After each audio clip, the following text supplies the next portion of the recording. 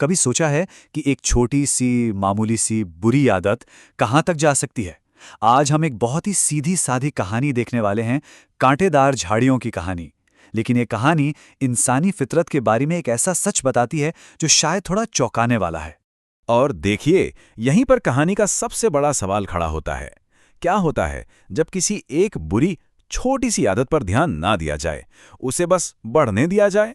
यही सवाल हमें सीधा कहानी के बीचों बीच ले जाएगा।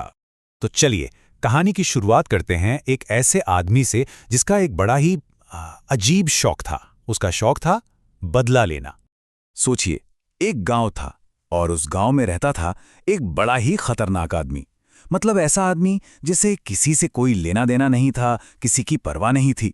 उसे अगर किसी चीज में मजा आता था तो वो था दूसरों को तकलीफ में देखकर, और उसका दिमाग बस हर वक्त बदला लेने की तरकीबें ही सोचता रहता था। तो सवाल ये है कि इस आदमी की ये नफरत आखिर किस शक्ल में बाहर आई। चलिए देखते हैं कि कैसे उसने अपने दिल की कड़वाहट के बीज बोए और एक ऐसा काम किया जिससे पूरा गांव परेशान हो गया। देखिए, शुरुआत तो एक बहुत छोटी सी चीज से हुई। उसने बस सड़क के किनारे कुछ कांटेदार झाड़ियां लगा दी, बस।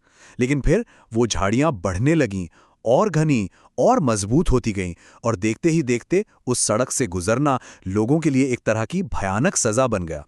और जब गांव वालों ने शिकायत की तो उसने क्या किया? अरे, उसने तो उनकी बातों पर कान ही नहीं दिया, उल्टा और भी झाड़ियां लगा दी। मतलब वो समस्या को बढ़ा रहा था।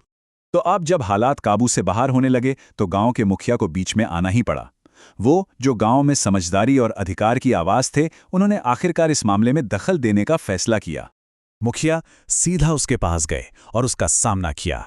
उनकी आवाज में गुस्सा भी था और एक तरह की बेबसी भी। उन्होंने कहा, मैंने तुम्हें आदेश दिया है कि इन खतरनाक पौधों को उखाड़ फेंको। आखिर तुम सबके पीछे क्यों पड़े हो? क्यों सबको तकलीफ देना चाहते हो? बताओ मुझे, क्या तुम इतना सा काम नहीं कर सकते? ये एक सीधी टक्कर थी, समझदारी और जिद के बीच। तो अब मुखिया के इस सीधे सीधे आदेश पर उस आदमी ने क्या किया होगा? उसकी जो प्रतिक्रिया थी ना, वो बताती है कि उसकी जिद की जड़ें कितनी गहरी थी। आदेश तो बिल्कुल साफ था, कांटेदार झाड़ियों को जड़ से उखाड़ो, लोगों को तकलीफ पहुंचाना बंद करो। पर असलियत क्या थी? असलियत ये थी कि उसने हुक्म माना ही नहीं, और सच तो यह है कि उसका ऐसा करने का कोई इरादा भी नहीं था। तो ये तो थी कहानी, लेकिन जाहिर है ये कहानी सिर्फ कांटों और एक बुरे आदमी के बारे में तो है नहीं, है ना? चलिए अब जरा इसके पीछे छिपे असली मतलब को समझने की कोशिश करते हैं। और आगे बढ़ने से पहले एक छोटी सी बात। ये पैराबल या जिसे हम दृष्टांत कहते हैं, ये होता क्या है? ये असल में एक बहुत ही आसान सी कहानी होती है जिसके जरिए एक बड़ी गहरी सीख दी जाती है। तो फिर इस कहानी के किरदारों का असली मतलब क्या है?